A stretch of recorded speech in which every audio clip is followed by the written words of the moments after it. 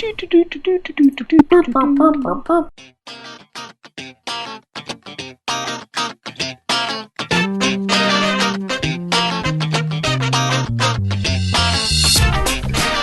and welcome to the Game Brew Podcast, episode 005 on May 16th, 2017.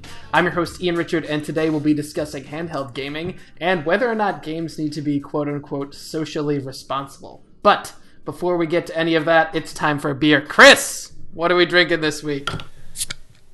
We are drinking some Magic Hat number 9, because I know none of us have ever had that before in our lives. Yeah, we just thought we'd be really creative and avant-garde and sort of off the beaten path and do something totally different. And crazy. And drink but Magic not Hat wacko. number 9. We won't drink that. It's not like we had kegs of this anymore. ever. Is that a beer pun? I think that's a beer pun. Well, it's a beer that Magic Hat used to make. Magic Hat number 9 has been around for a while. It's on the verge of, parking up front at the grocery store or going first in the buffet line. I mean, it's getting up there. Well, I think actually bingo. it can drink now because according to the box that I bought it in, it started in 1994. All right. So I think it can drink. It can drink itself. Drink now. It can drink itself now. Congratulations. It's kind of cannibal-y. I don't know if we'd want to do that. It does have a very faded jean and flannel open button-up shirt aesthetic to it, doesn't it?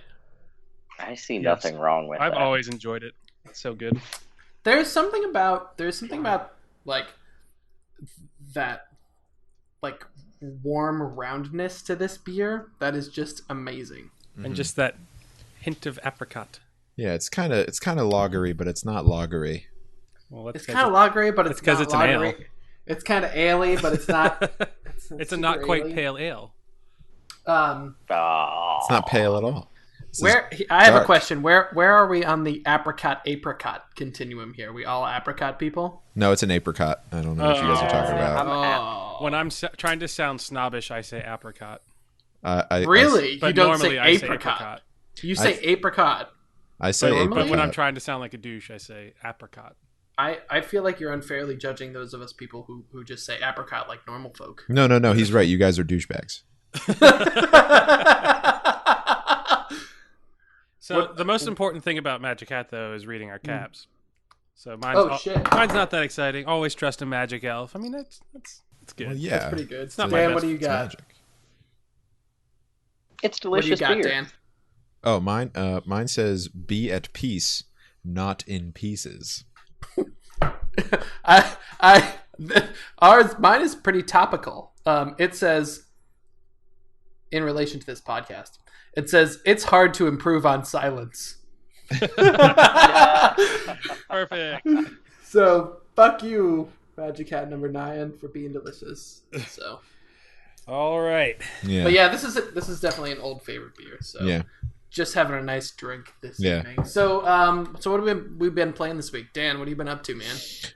I have been working a lot, but whenever I haven't been playing, I started picking up Dungeon of the Endless again. So good. It's really fun because it's kind of it's like a board game that you can play by yourself and still have fun because you have to think about it. It makes you think, and it takes really long. So all this week I was basically doing one set of dungeons. If you haven't played Dungeon of the Endless, it's basically you are on a level and you have to escape that level by a mix of Munchkin opening doors and things happening, tower defense, and gaining resources and leveling up. It's basically 17 different games that they put into one.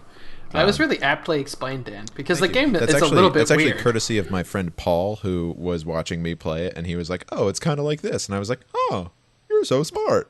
Thanks, Paul. Yeah, he's a nice guy. Shout out to Paul. But other than that, I played this not a video game, but it's called Boss Monster. It's like a card game. Yeah. Have you played it? No, but I want to. It looks so much fun. It's so fun. It's it takes 15 to 20 minutes to play with a couple buddies, but basically it's it's just it's just this really complicated card game. I definitely recommend it. It's really difficult to understand at first, but once you get through the first time of playing it, it gets easier. It's basically you are the boss and you have to stop people from going through your dungeon.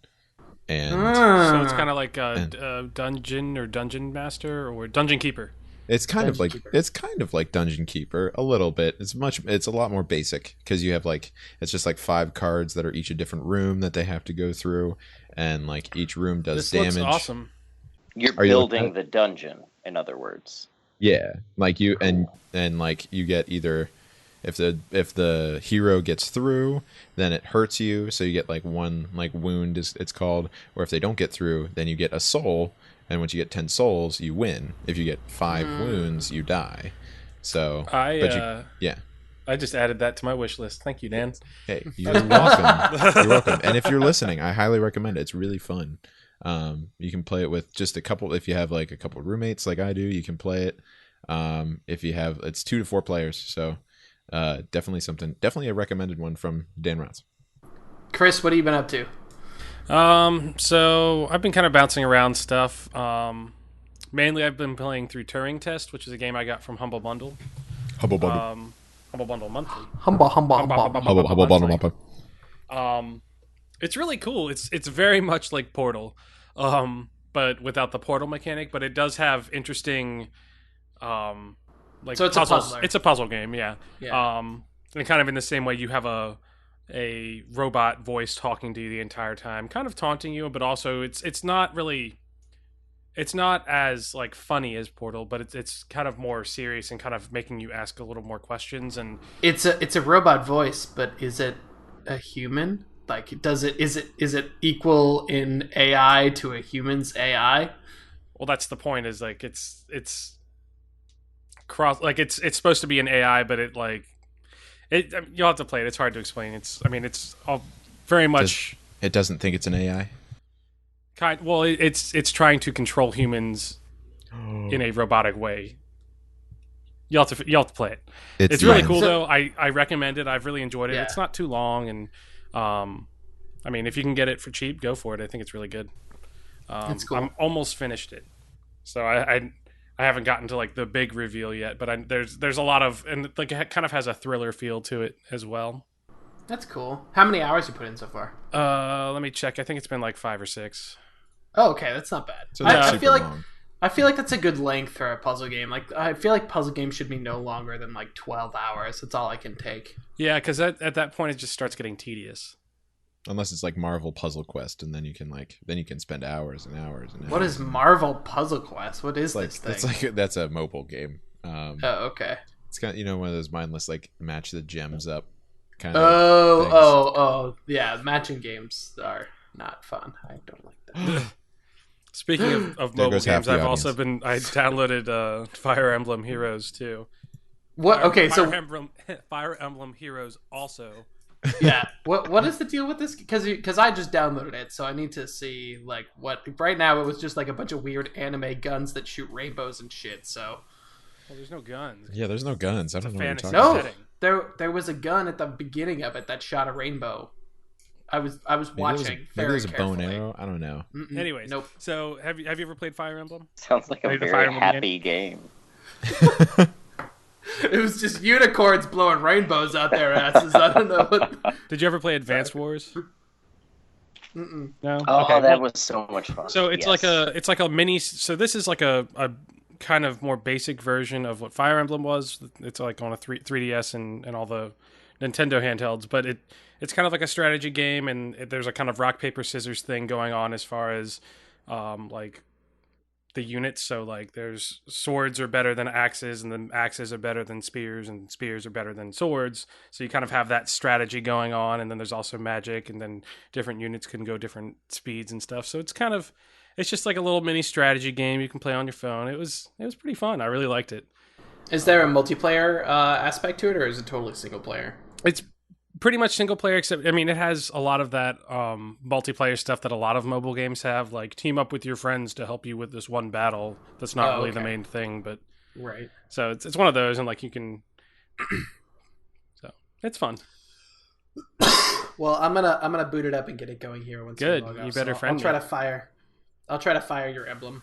Yeah, you can spend like a few pooping minutes playing it, and also like if you have some time to kill, sit there do a thing, and then be done. Yep. That should be our next topic for next week. Shitter games. I'm pretty sure we discussed that while you were not at the meeting, and I was like, Will would love this topic. That's a great topic. That's what I'm saying. You would love this topic. That's a vital Star Wars Galaxy. Is it Star Wars Galaxy of Heroes? That Galaxy was a good shitter Heroes. game. Yeah, that's a good shitter game. I just want everyone to know when that's a globally used term. I'm sure it is a globally used term. Right here. Coined by William Schell. Of the Game Brew. Speaking of William Schell of the Game Brew, what have you been playing this week, buddy? I've been playing stress games because I've had a lot going on lately, and is that games with stress balls? No, like juggling. Games I gravitate to when I'm stressed, and I can just kind of mindlessly play. And the biggest one has been Battlefield 1. I've fired up the Xbox. I find that when I'm stressed, playing on the PC does not do it for me. I need a controller in my hand and be like in the lazy boy, laying able back. To throw it. You need to. Yeah. I need to be able to throw something, Awesome. and I need to be able to just like throw my head back. Like, this is gonna sound terrible, and I don't mean it this way. Just like I just need to sit, just like Stephen Hawking, and just like not move and play a game. And like I don't mean that as So you way. That's use your like eye? the best visual I have is you just kind of sit back and you're just depressed and you're playing a game. Do you have a robot talk for you? No, I do quick not. Disclaimer here. The views of Will Schell are not represented or inherently supported by those of Game Club. He's a private actor, and we do not It was for visual effect. But no, I've just been like sitting in the lazy boy, not moving, just playing that a lot. And it's been really good. It's been a good distraction from all the frustrations of life. And I played a little bit of Rocket League with you guys as well. I find that games where you can just kind of mindlessly do something over and over and over again are good for pulling down my stress level. So that's what I've been doing lately, and that's almost all I've been doing lately. I had a good run of Rocket League games today, and I got into a match where I was like way over my head. People were literally like driving up the wall, jumping off the wall, bouncing it into the air, and then like dribbling in the air into the goal. I was just sitting there mystified, like, how do you do these things? So what else have I been playing? Oh, right. So I got a Switch since the last time that we spoke. Yeah, you did. And it's been great. Having it around, the best thing about it is really just to drop it in your TV, take it out of your TV functionality, and it being a console, a mainline console that you can walk around with. It's great. Obviously, Zelda Breath of the Wild is totally cool. I got Mario Kart 8. I played the demo for Snipper Clips. What is Snipper Clips? Snipper Clips is a puzzle game. Is a 2-player couch co-op puzzle game. I was hoping it was like a barbershop tycoon type. That would be cool. Barbershop simulator. Wait, no one take that idea. We're going to use it. Not to get too far off topic, but Barbershop someone hero needs to make another game that's like serving drinks as the game. Do you know what I mean? What was this original game? Like Suds or something? Do you guys know what I'm talking about? Oh, no idea. Soda. Yeah, I know what you're talking about. It's on Steam, and they made 2 versions of it. They made Somebody needs to make another one of those because that game was very satisfying. But Snipper Clips is a game where you're a piece of paper that also is like scissors. So it's paper that can cut other paper, and like the whole game is that you have to cut your partner to make a certain shape to fit this, or to make it so they can jump on you and so you can push a button. It's very couch co-op sort of stuff. Are you guys talking about Tapper? Sorry, that was the Tapper. Thank you. So I thought it was cool. My wife absolutely hated it, so I haven't played much, but I thought it was neat.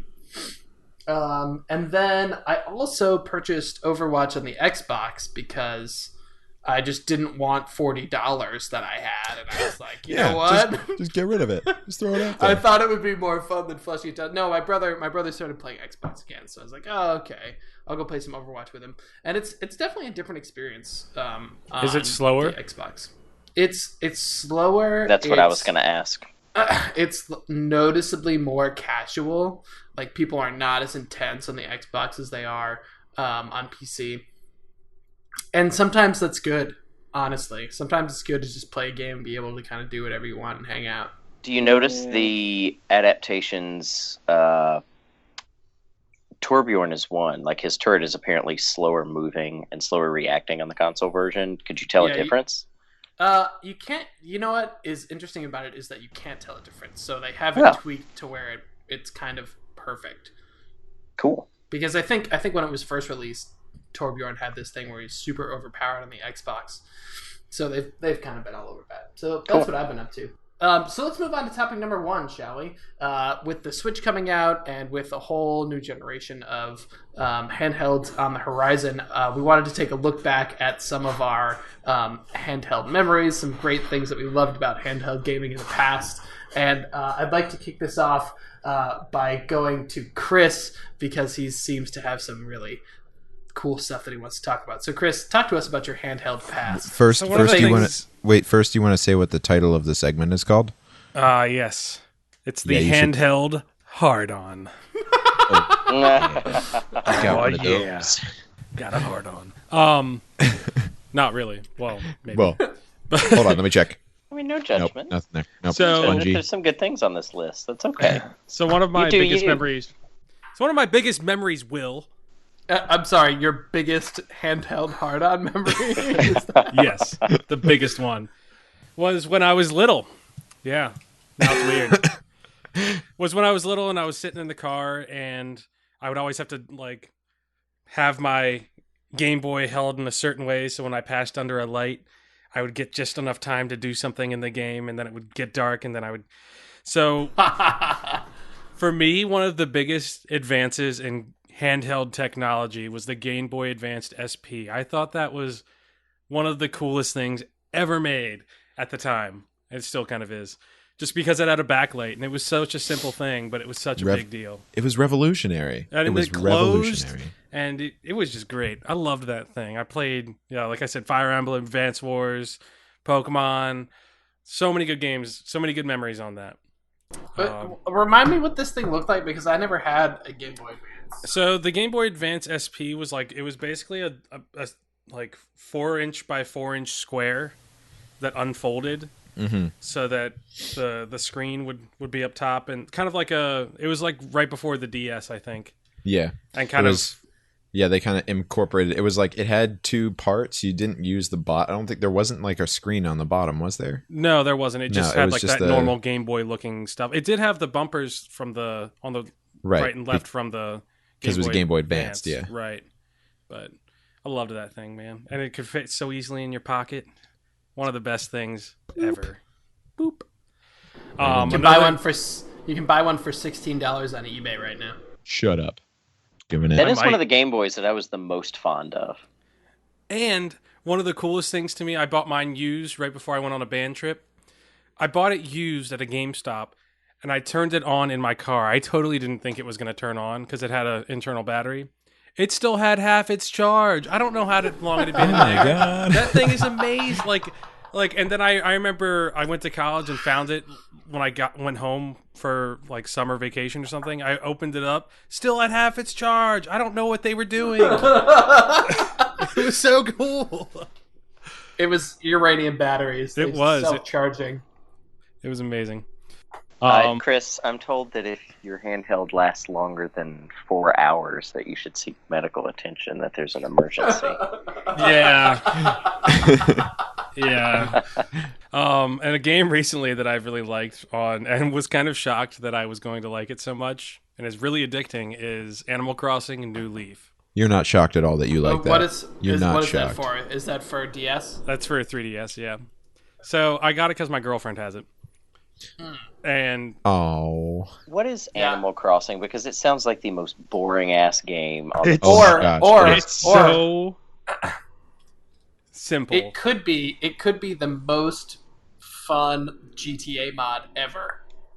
See, when I hear Animal Crossing, I've never looked up what it is. I really should know this, but I hear the title Animal Crossing, and I just imagine like, here goes a sheep across the street, and it gets into Noah's Ark. So basically, Animal Crossing.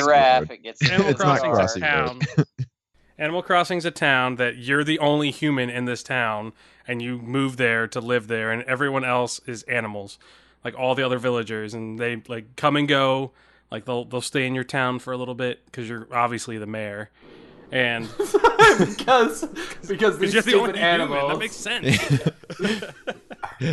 Perpetuating you're the human in this town stereotype with all these different animals, and they come and go as they please, and like you can plant trees and have little fruit trees and like customize your house, and it sounds so ridiculous, and it kind of is, but it's so addicting because you like every day you're like, oh, I gotta go like dig up everything. There's always stuff to dig up and bugs to catch and stuff to sell so you can get a bigger house. And I planted this shovel a couple weeks ago, actually, and maybe it's a golden shovel now. Dan would love this because he loves like that list of stuff to do. I love lists. I feel like this is one of those games like Terraria that I would just throw across the room after. Yeah, you would hate it, Will. I would hate this. Well, because you hate all things good. Total busy work. But I'm glad you like it. It's busy work, but it's really fun, cute busy work. And you can go visit your friends' towns. It's like you can go and fuck with their shit in their town. The original version was on GameCube. Yeah, I had that. Me and my brother and my father all had individual towns, so we would just go and visit each other's town and like steal each other's stuff. No, not in the cute way. We'd go steal each other's fruit and like dig up a bunch of things and like be like, hey, where'd all my mail go? And burn and pillage. Yeah, I mean it's kind of like Stardew Valley Harvest Moon, but without as much hardcore hardcore farming. Hardcore farming. Next week's podcast, but hardcore farming. It's fun and silly. You're actually you've like talked to me. I was looking up. It has a 9.6 score on IGN and an 88 Metacritic rating. So I mean that's pretty solid for. No, it's really good. It's so you can lose so much time to that game for no reason. It's so ridiculous. Like I'm playing it. And I'm like, this is stupid. Why am I playing this? But it's so much fun. Why am I doing this? And then it's like 2:00 in the morning, and I've been playing Animal Crossing. Right.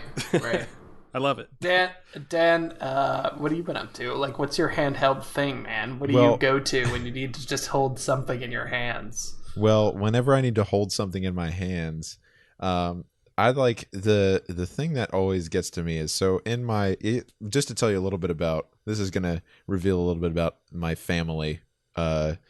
If you are a listener who doesn't know me, my family, we have in our bathroom, there's usually 3 things that is in a little basket. But one of the things is a issue of Good Housekeeping. The other thing is a Game Informer magazine. And the other thing is a Game Boy Pocket, not color. Ooh. A Game Boy Pocket with Tetris, the Pokemon trading card game. Ooh. And what's the other one? I think it's Kix. Kix. I feel like It's like a. How do you spell it? QIX. It's like you have to section off. No, QI, like indigo. But like always, I always go. So, and that's in the bathroom. So these are pooping games. You sit there, sitting there pooping. This is what you do. And the thing is, we would sit there, like we would leave the bathroom. This is like when I was a kid. My sister, my brother, my father, not my mother. She was the Good Housekeeping. And I love my mother. She's not a video gamer at all. That's a shame. My father, it's okay. My father and my brother and I are the gamers. My sister, she played it, but it was Tetris. Everyone plays Tetris. So we'd go out and sometimes be like, hey, guess what? I just beat your high score. I was like, oh, I was wondering why you were in the bathroom for 45 minutes, So it's like someone needs to do a swab and culture of that Game Boy. I want to see what grows. Put it under a black light. It might be a bad idea. Next week we should all podcast from our respective bathrooms. I need a longer USB cable. Hi, this is Ian Richard, and this is the Game Poop Podcast, episode 001. But I mean, that's the one that that's just always been there. It's still there. If you go to my parents' house in that bathroom, that Game Boy Pocket is still there. It still works. Let's take a field trip. It still has Tetris in it. One day there's going to be glass covering the doors when they're taking tours of your house. and they'll be like, "There it is." And then Am I going to be president? Am I going to discover like a new form of life or something like that? This is going to happen. It's going to be good. Dan Roth's 2020. Wait, I don't think I'm old enough. No. Nah, not yet. That wasn't my favorite thing. I really liked playing my Game Boy Advanced. That was.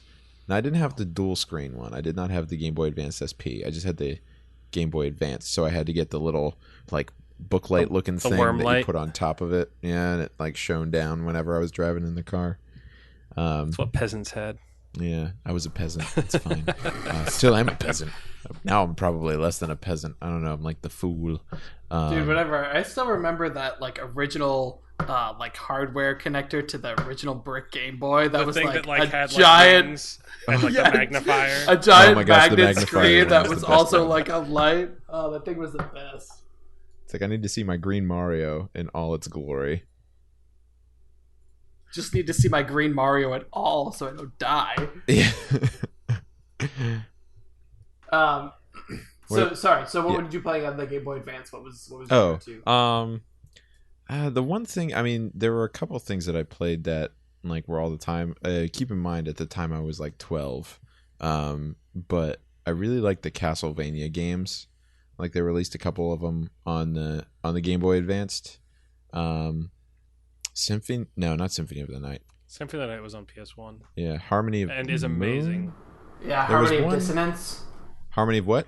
Harmony of Dissonance. Harmony of Dissonance. That's the one that you had like this weird, like you had this weird card system for like your powers and familiars and stuff, and it was really interesting. Like I'm surprised I was able to get the hang of it as a 12-year-old. I think that but they, as the time went on, like I think they started adding those. Like they kept adding stuff to those games, and I think that I played a DS one, Castlevania game, and it had something like that. Nice. Yeah, it's a cool. I mean, I like that they do that with the Castlevania games. They are always adding stuff and trying to make it not just a dungeon crawler. No, yeah, they're really good. I like them. Yeah. I haven't played a Castlevania game since. You should play a Castlevania game. Like maybe since NES or SNES. I couldn't even tell you the name of the game. Get a Symphony of the Night from Play it on the an emulator. Xbox store. Yeah, good to go. Yeah, it's Well, the best. Or I mean, if you get on emulator, remember to pay for it. Yeah, I totally Yes. will buy a hard copy and then just emulate from there. Right. Yeah, it's a good idea. But also, you can get it on the Xbox store. Like it's on the Xbox Live Arcade. That's awesome. That's where I have it. It's fun. So my gaming thing, or my mobile gaming thing, from my past is the Sega Nomad. If you haven't seen this monstrosity, please go Google it. It's like if someone handed you a brick with a Triscuit-sized screen in the middle and said, "Go have fun with this." So this was like the Switch before the Switch, though, because the whole idea behind the Sega Nomad was that you could play it handheld and then just plug it into your TV. There's actually a port, and you just plug it in and go. And it ran. It didn't have its own cartridge system. It ran Sega Genesis games, so you could just like shove a big ass Sega Genesis cartridge in the top of this brick with Triscuit screen, and then you'd be able to like run away and play. So I picked this up like right before PlayStation was a thing, because I remember having this when I was in like 7th grade, and PlayStation was coming out right around that time, and it was woefully underpowered, and also it had like no battery life. So you'd boot up whatever game that you were playing, and then an hour later you'd have to go put a new set of batteries in it, unless you were like cool enough to have a charger, but I wasn't. But it was awesome. For its time, it was totally cool. Color screen, not backlit, but So is that why they called it the Nomad? Is because you had to travel from power source to power source? I Because think that's exactly what it was. That's right. Like Oases of Power. It's neat that I don't think anything before this was portable and would take the console cartridges. Am I correct? Because this thing came out, what 4 or 5 years after? Yeah. It came out was like 7 years After the 92? Game Gear? Yeah, It it was says- a while. Mhm. According to Wikipedia, it released in North America in 95. 95. So it Yeah. was like way at the end of the Sega Genesis cycle, like after all the weird like Sega disc whatever attachments, if you remember that stuff. Yeah. But right before Dreamcast. Well, there's your Nomad title. You can play your console games anywhere. Yeah, I mean, what's funny is it's actually a super forward-thinking concept. Yeah. It's just that it was executed at the very end of a generation, so no one cared that like you could just pick it up and go away from your TV if you wanted to. And the game that I sorry, and that's like that's like the Switch. Like yeah, that's like the central conceit of the Switch, which is super funny that, 20 years later, here we are again talking about picking up a console and walking away from your TV, but everybody's like, oh my god, revolutionary idea. Well, 20 years ago, I was sitting in my basement doing the same thing. That's not what I was sitting in my basement and doing 20 years ago. What were you sitting in your basement doing? I was playing with blocks because I was 7, so... Oh. Dude, you were still playing with blocks when you were 7? They were like the big blocks. Dude, okay. Come on, Legos. Actually, I was probably playing with my Mighty Max toys. If anyone remembers Mighty Max. I was definitely it was like Polly Pocket for effeminate boys. Hey, that's all right. I'm kind of pretty. It's fine. I had a Stretch Armstrong. Oh yeah. How far could he stretch? Far enough to break. And then you get the weird goo stuff everywhere. Yeah, it's like this weird corn syrup Sand mixture. Oh gosh. Anyway, sorry. Well, no, actually, Will, you're up next. What's your handheld memory? I was never a big handheld gamer, but the one thing I do remember was I picked up a Game Gear from, I don't know, a neighborhood yard sale when I was a kid or something. Scrounged up some pennies and quarters, and I only ever had 2 games for it. I had Sonic and I had some baseball game. But I remember I was so mesmerized by there's colors on the screen. It's like my TV. And I would play that thing like head under the covers at night, volume turned up just a little bit so I didn't wake up my parents, and they made me go to bed on a school night. And I remember, to this day, exactly what those games looked like and felt like and played like, because I had never experienced anything like that before, and that's my fondest memory. And other than that, I really, over the years, have not done much handheld gaming. Just kind of casually, I'll pick something up a little here and there. But yeah, I played the shit out of that when I was a kid. It was really eye-opening experience to what handheld could offer. Nice. Cool. All right, well, we're going to take a quick break here, and then when we come back, we'll be discussing whether games or not, whether games have should drink a another requirement beer to be socially responsible. That is, do game developers have a responsibility to develop socially responsible games? So stick with us, and we'll be back in just a few.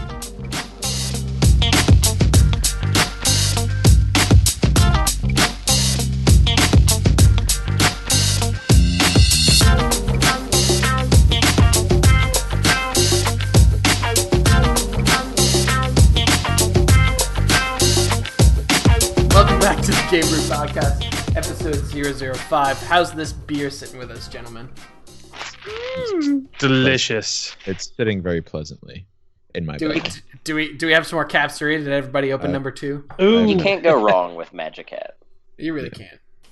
I have one. I got a good one. Create a blimp shaped like a shrimp. Shrimp blimp. Why not? Good old shrimp blimp. Mine says baker's dozen is 13. A brewer's dozen is between 10 and 15 bucks. Mac. That's a pretty long one. It is. Look, it goes like, it's like the whole cat. Oh, wow. Yeah. I still like Chris is the best. It's backwards. You can't read the it. The shrimp blimp? Yeah. It's like broiled shrimp, fried shrimp, shrimp blimp. I watched that earlier this week. Shrimp blimp. I love that movie. It's so good. Yes, it is.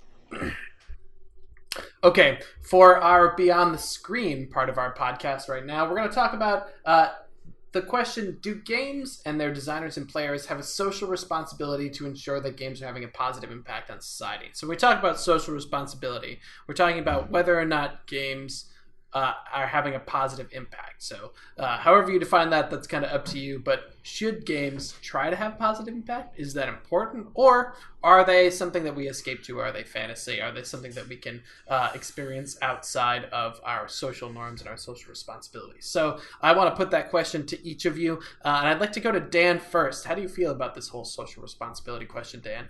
I mean, that's such a heavy question because it's a lot to do with also thinking about, do video games video games can be used in very many different facets. Like, is it an art form? Is it an form of entertainment? Is it like newsworthy? Is there news video games, which could be a thing? It's hard. I mean, I think anyone who has, in my opinion, and this is a very broad generalization, anyone who has a voice to the public, like has a broad public voice, should have a social responsibility, to, impart positive messages and values. But also with video games as a form of entertainment, I think it's kind of an escape from reality. So it doesn't always mean that you have to be like, oh, you always have to be the good guy and stuff, or you always have to do the right thing. So you're saying that there is an element of sort of the Spiderman ideology: with great power comes great responsibility. So if you have an audience and you can affect that audience, therefore you have a responsibility to do good to the social constructs that we have. Yeah, or at least to do right by that audience. Not necessarily to, like, I don't know. It's such a hard. I don't know. It's so hard to have a strong opinion on this for me, because I want to be on both sides. I see all the good things and the bad things. Chris, what do you think? Can you give us? Are you black or white on this? I'm pretty gray on it too. I think that there are games that have an agenda, and if they're going to have an agenda, they should be mindful of where they're going to sit on them, I guess. Do you mean like Coming Home? Or Going Home, sorry. Gone Home? Gone Home. Jesus God. Yes, Gone Home. Yeah, I mean, things like that. Like, it was very purposeful, I think, in what it was doing. But there are other games like Doom. Doom isn't trying to push an agenda. Doom is just trying to kill demons.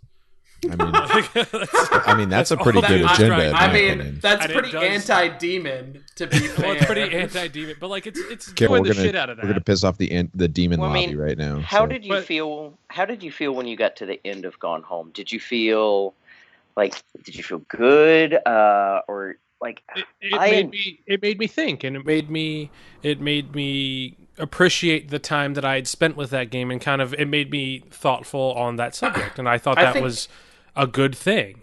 See, I had the opposite effect. Like, we're mad about it.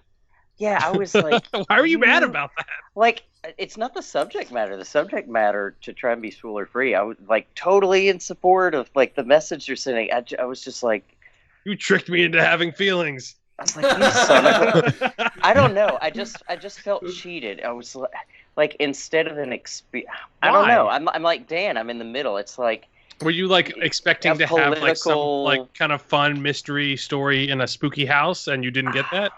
I think I was expecting not a political social statement, but I guess, to be fair, that political and social statements can be such powerful things that why not use them as a game device? It's a storytelling mechanic. But part of me was a little bit like, this is not social studies class. I'm playing a game, Well, and that's what I think. That's what I think, is that if you're going to be a game that's going to do that, do it. But if not, then be Doom.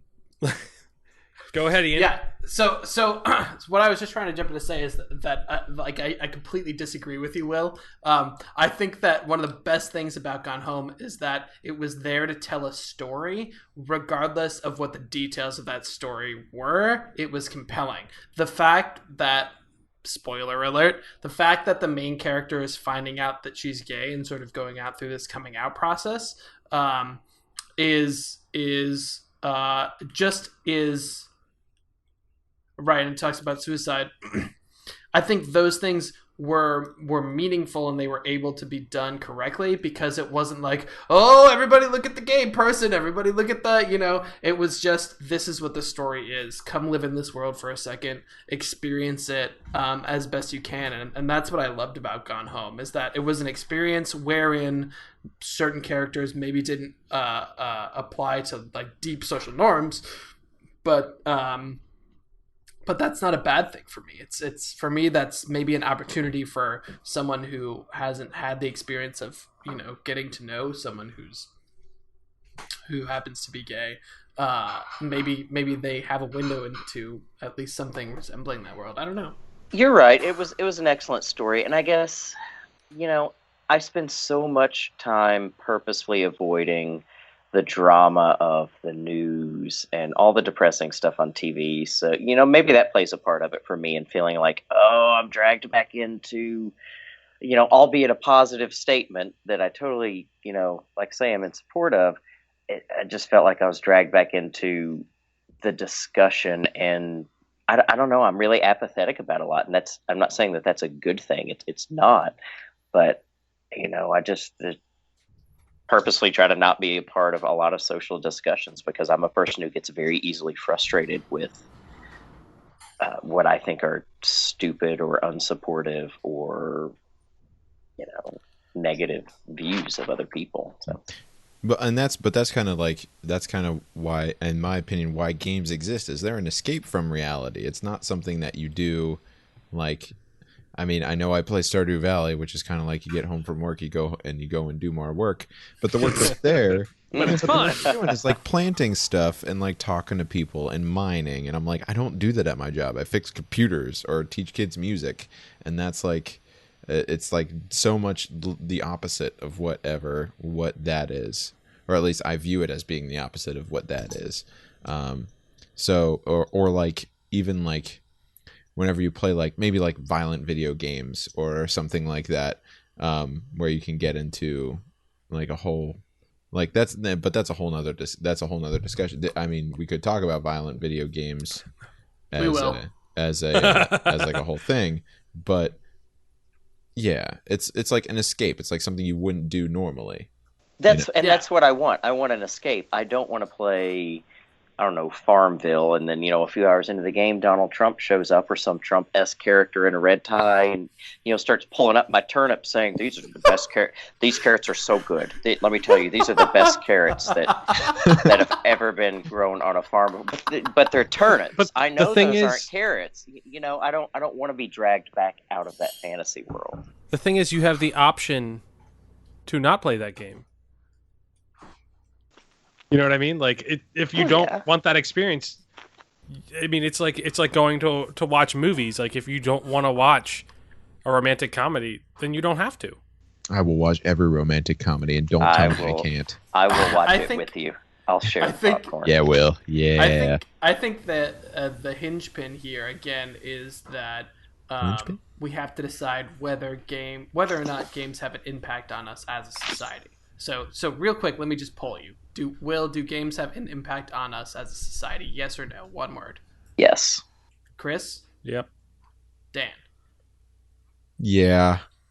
Begrudgingly. Yes. Yes, I think for a certain population, they do.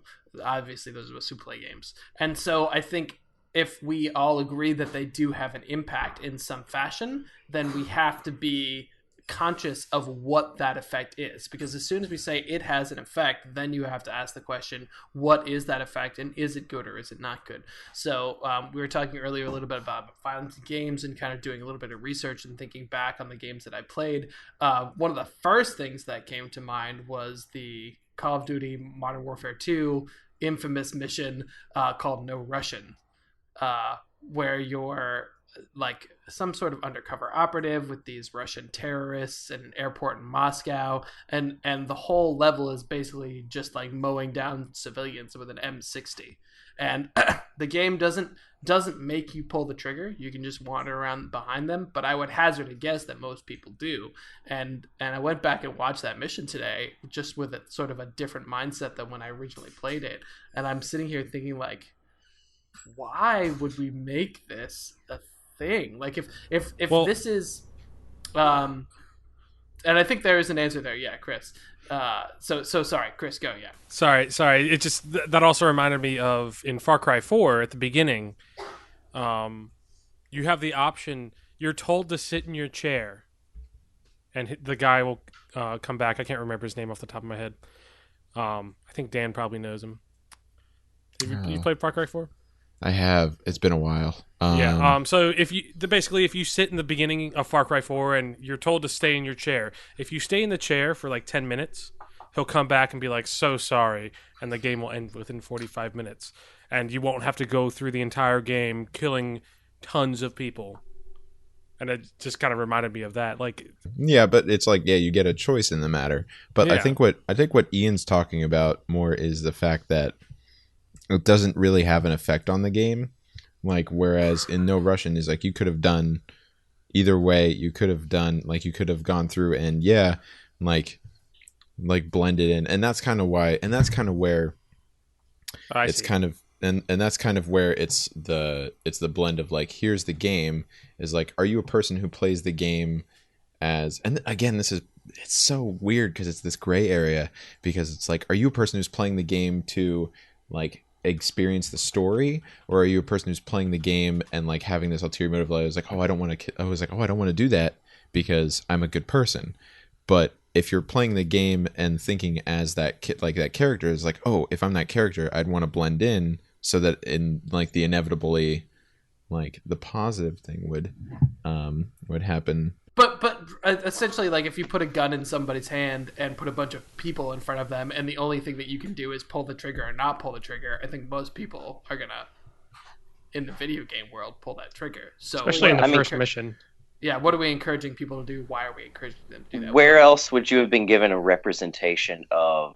I mean, that was so societally relevant when that came out. Like, terrorism, not that it's really died away that much, but wasn't even bigger thing and a bigger discussion when that came out. Where else would you have been put in the driver's seat, or even as a spectator, whether you participated or not, because the non-player characters around you were still shooting people.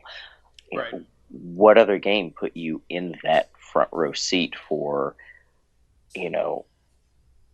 albeit a digital representation of what that's like? I mean, the only other game I can think of is the Postal series of games. I think it was Postal 2 that was incredibly violent, and you just play like a deranged guy and you go around and you just shoot up your town. Like, that's what you do. But COD's a huge franchise, and that's something everybody and their mother plays, and so that put everybody in the driver's seat. Are you saying that putting people in the driver's seat there is a positive thing because it gives people a chance to understand just how horrible it is? Or are you saying that putting people in the driver's seat could be a negative thing because it's enabling someone to do that? I think COD did it really, really well because it was a positive thing and a representation of how horrible it is. I think Postal did not do it very well and just turn it into a negative thing. It's fun to go shoot innocent people. Sort of, it was not implemented the correct way for what its intent might. I don't know what the intent of Postal was going to be, but yeah. See, I just don't understand. Like, if that Call of Duty scene had been like a movie, where you didn't have to interact with it, it would have been exactly the same. Except you, the person, wouldn't sitting at your computer or at your console, wouldn't have been digitally murdering civilians. So why make people do that? And video game violence is tough because I totally don't think that people who play video games tend to be more violent than any other people, and I certainly don't think that video games would be the cause of any correlation there. But that being said, there is a lot of representative violence in video games, and some of it's pretty graphic, and And sometimes I wonder if we wouldn't be better served by exploring things that portray violence in a less positive light. Yeah, I could see that. Can you elaborate on that a little bit? Well, so like the whole point, like think about your average, Call of Duty online match, right? It's like you get extra points for headshots or like kill streaks. Or do you remember Unreal Tournament? I say with glee, thinking about how bad this was, where it was like epic monster kill. God. You know what I mean? That was Halo. Kilimanjaro. Like it glorifies this sort of like ritualized mass murder as a sport, and we just kind of take it for granted because it's just pixels on a screen. But is that desensitizing us to actual violence? Like, are we actually less affected or less affected by violence, and therefore perhaps more inclined or less disinclined to commit or prevent it ourselves? Well, I mean, I think there's been a little more awareness around that recently because, I mean, just as an example off the top of my head, I know that in Battlefield 1, they started like when you died in the first mission, they gave a name to you with like, I mean, it could have been not even real names, I'm not even sure, but they gave you a name and they gave you a date of death, like a obituary basically, like, so just to kind of put a name to the fact that you died, I felt just added so much weight to it. A little bit more. Right. Of course, and there are things like Undertale out there and This War of Mine, and to a certain degree Spec Ops The Line, that have taken a different approach to first-person shooters and gunplay in video games. But in general, we've kind of had more of the same, where it's like, getting points for shooting dudes. It definitely does not desensitize me. I mean, I know... Let me rephrase that. Oh, that's interesting. Hold on. Can I ask? I know. I'm sorry, but it just occurred to me that you did some actual police training. Yes. And part of that training is to sort of like study video where horrible things happen. Yes. And so, sorry, maybe you can bring that. That ties into what I was going to say. I had to watch the Columbine shooting video, all the security footage of that, and a few other horrible things. I would say that exposure to a lot of video game violence over the years has desensitized me a little bit to seeing something on a screen, like on the news. But when I see it in person, it definitely takes its full effect, because especially when you see it happen live, not the aftermath of it, it's a very scary thing, depending on how violent the violent interaction is. I'm definitely not desensitized in person. I feel like I get the full effect of that on the rarity that I'm around something like that happening. But on screen, absolutely, I have a pretty thick stomach for what's on screen. Thick stomach? Yeah, thick stomach, yeah. Strong stomach. Strong stomach? Iron stomach? Stomach is so thick. Another area sort of where games and social responsibility bump into each other is sexuality in gaming. Our favorite Mass Effect franchise, of course, is famous for having these sort of love storylines that always end up in these like softcore, semi-pornographic scenes where it's alien janglies all up on you, or human. Miranda. Don't forget Miranda. I can't forget Miranda. No one. It's impossible to forget Miranda. I keep going. So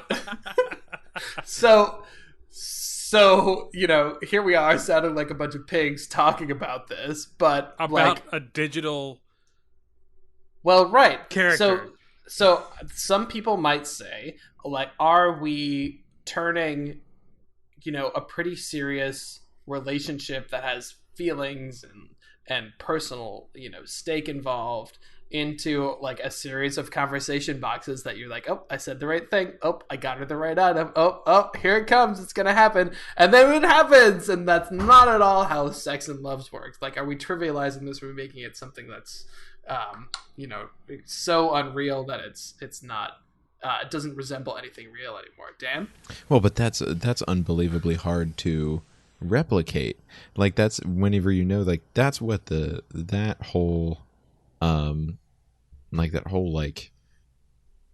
Mass Effect, whenever it has those those sequences where you're like building relationships, they're trying to get you to do, like, they're trying to get as close as they can to you actually building a relationship with a person and, like, you know, increasing it in that way. So there's in like that emotional kind of, and if you are, you know, if you play it honestly, like, you could probably, you know, maybe you wouldn't get to that point in the relationship with someone. Maybe you do. I know a lot of people do it on purpose. They're like, oh, this is the person that I'm going to try and do this with. But you could potentially play the game and not have that happen. You know, if you play it, like, honestly, is what I want to say. So if you're not a giant horn dog at the start, exactly, yeah, because that's not the game developer's fault. The game developer's trying to make it as close to, like, a real relationship as they can. Well, it's a computer. I mean, it can't have real relationships. Well, and it's also entertainment, so it's not like real relationship. Right. Yeah. Otherwise, that video game would have dumped me way more times.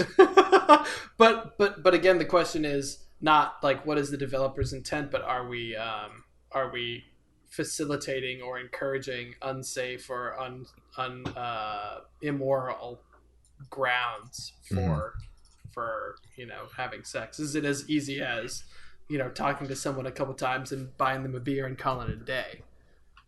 I don't know, how have you used Tinder recently? Touche, Dan, touche. I have not. I mean, me neither, but I hear that's how it works.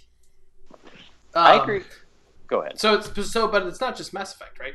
There are, like, sex mods for Skyrim. There's like a crazy hentai thing out there. There are games now being developed for VR that are specifically geared at like a strip club or like a fake sex sort of environment. And I really question whether those things actually have our best intentions in mind, or if they're just playing to our basest desires, and whether or not you know, there's a responsibility in the industry to sort of cut those things out. Well, who has the responsibility here? There's obviously purposes for making all these different types of games, but I mean, is the responsibility on developers to not make it, or is it on, like, the people and the parents? And I think, I'm going to say it's on the people and the parents to not expose themselves or their families to the things that they don't want. I mean, it's just like movies or books. If you don't want your child reading the Kama Sutra, don't have it in the house. I mean, I think there's a bad understanding of parents for the video game rating system, more so than the movie rating system. Like, if people see that, oh, it's rated R, shouldn't show my kids that. Oh, this game's rated mature, but all his friends are playing it, I guess he can play it. No. That's exactly what happens. I mean, yes. I'm a teacher. I've got, 11 and 12-year-old kids coming in playing Call of Duty and talking about The Walking Dead, and just, like, parents are just so unattuned to what's in those things and what the content is. I guess everybody's doing it. Catcher in the Rye because it's too violent or too ridiculous. So the question becomes to me then, like, why do we view, it's not like parents have changed, right? It's not like parents are any different now than they were 20 years ago. Parents are parents, essentially. I mean, they are in a certain way, but they still don't take their kids to see R-rated movies probably as often. And so why is it different? Well, it's probably different because the ESRB doesn't do quite as good a job of explaining what actually is going on in those video games. So I think there is a public responsibility to make sure that that is being well explained and well communicated to the parents. I think the second thing, if I can remember it, they printed on the box, rated mature, alcohol, drug use, nudity. You're right. I mean, you're right. They do, but obviously there's not the same level of education there as there is in the movies, right? You would agree that people are more careful with movies than they are with video games, whether that's the right thing to do or not. Yeah, I would have to agree. The second point that I want to make is hold on, Chris, is that there is a certain degree to which we all four of us here agree that games shouldn't go, right? Like, you don't see in a game, like in the mainstream anywhere that I've ever seen, like, you don't see explicit displays of, like, rape, for example. because we all agree that that's a thing that doesn't need to be seen or experienced from a first-hand nature. So on some degree, we do all come from the same standpoint that there should be some kind of control over what can be represented or what should be represented. And I think it's worth having that discussion. To what degree? Sorry, Chris, you were going to say. So I just got up real quick to pull my copy of Grand Theft Auto 5 Xbox One. Just to kind of compare, and a copy of Mad Max Fury Road, just to kind of compare them real quick with because we were talking about how the ESRB or the rating system for video games isn't as good as movies. Yeah. And I was going to argue, so I have them here. I was going to argue that they're even bigger on games than they are on movies, but my problem is my sticker from GameStop is covering it. See, that's a there you good go. Just peel that sticker off, man. Just peel it off. So Are they both like that, Chris? What? Are they both like that? Well, it's my Blu-ray is not from GameStop, okay. but I thought that was kind of interesting. That's ingenious. If that's So done on purpose, It actually because is that keeps brilliant a and parent kind of from shitty knowing. at GameStop. Yeah. So like I said, it could be up to like the environment and the parents, yes, but how much of that environment is predetermined by how we're determining it? And I also think it might be just that parents aren't aware of how much video games have changed. I mean, you were saying like 20 years ago, like in the past 20 years, it hasn't changed a lot, but that's because 20 years ago, games were not this realistic. Right. I was saying the parenting hasn't changed that much. Will.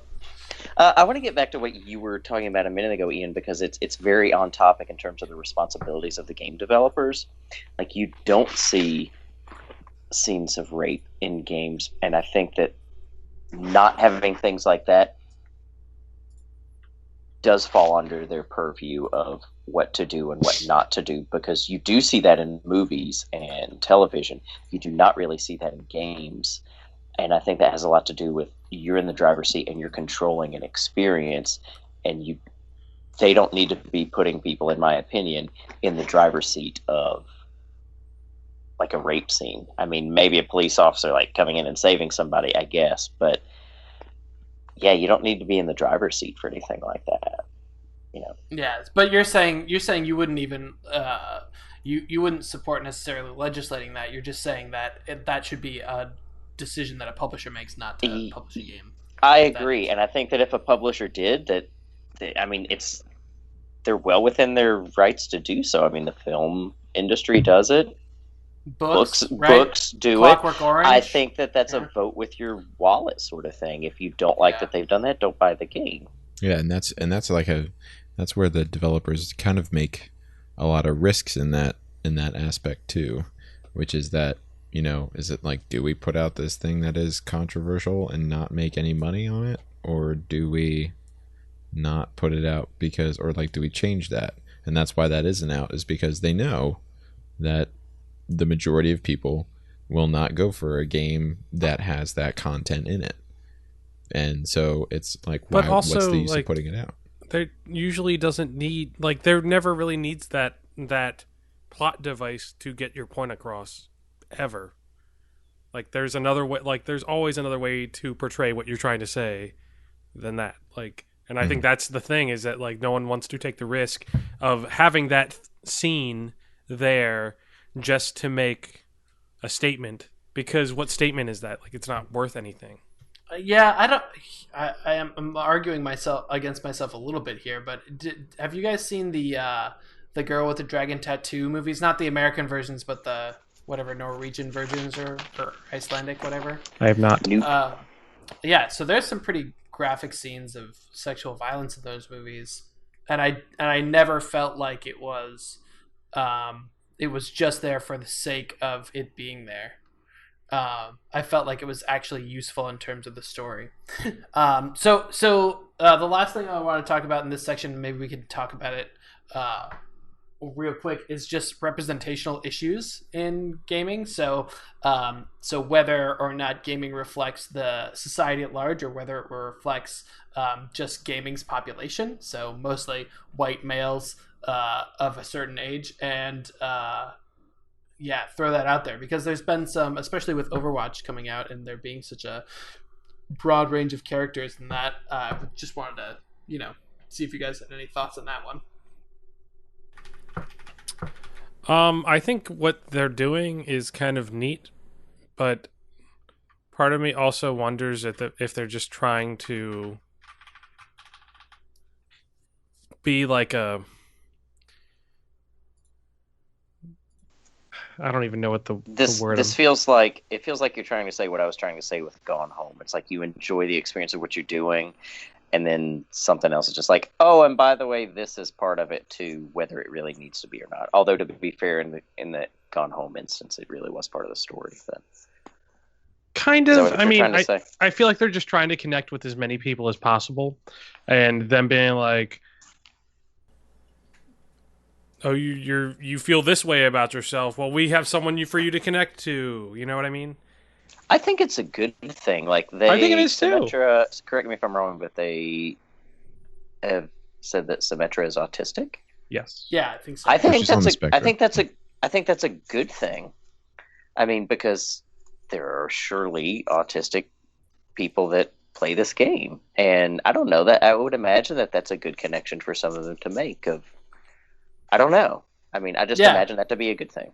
Yeah, personally, I think it's super cool that the Overwatch team has been so forward thinking about who it includes in their team, because I was sitting here thinking, like, before Overwatch, I'm trying to think of a game that has a main character either that you play as, like, from the top, that's black.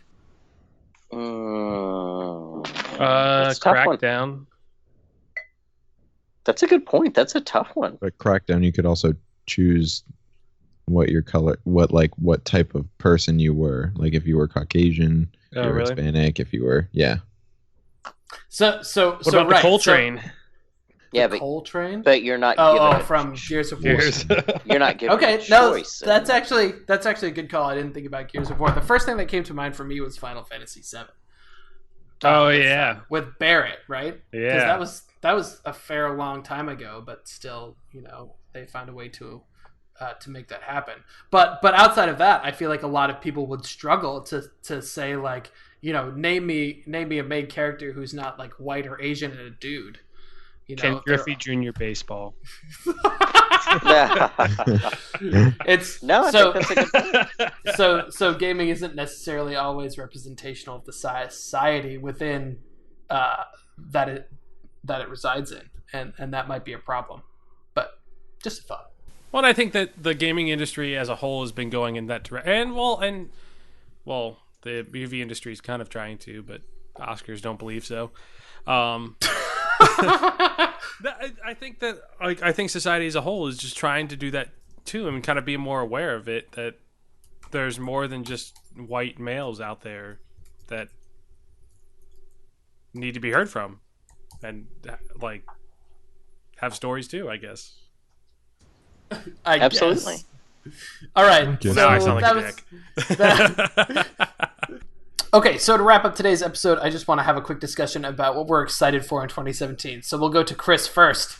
I'm excited to get a new video card. I've had mine for almost 2 years, which is really not that long, but I kind of want a new one, and AMD's going to be coming out with a new one hopefully soon. So I'll be getting a new AMD Vega video card to... Whoop, whoop. Yeah. You have to give us our thoughts on that when that happens. I will. All right, Dan, what are you looking forward to this 2017 gaming year?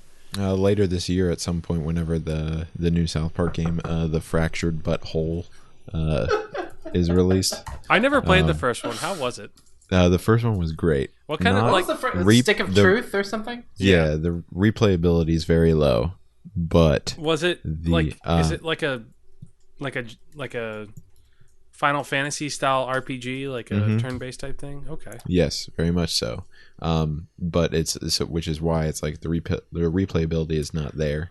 but it's a really it's worth playing. Okay. Because the story is funny, and and it puts you in South Park, and it's really great just for that. I'll have to check it out. Nice. Will? Switch bundles. Switch bundles? Any Switch bundle? Just a bundle with a Switch and a game. Just a bundle with a Switch and a game. Probably Zelda. I mean, You're gonna play Zelda? Let's be honest here.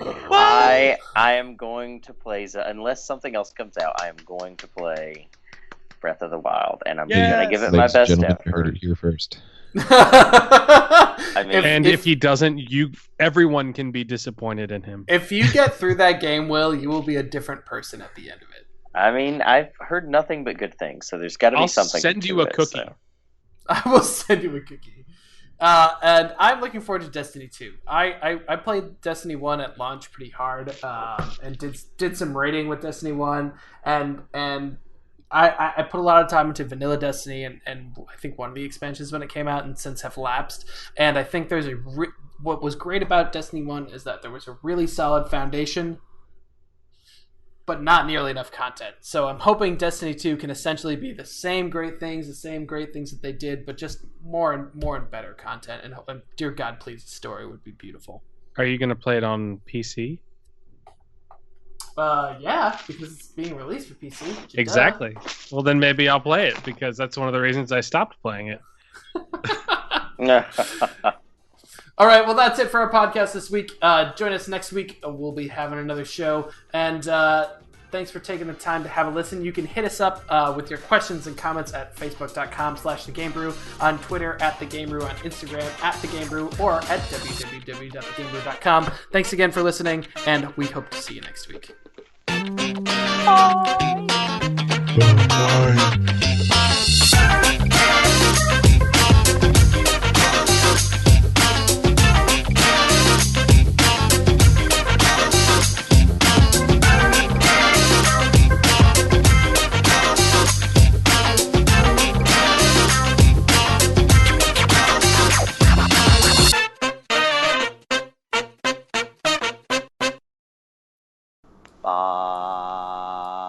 Bye.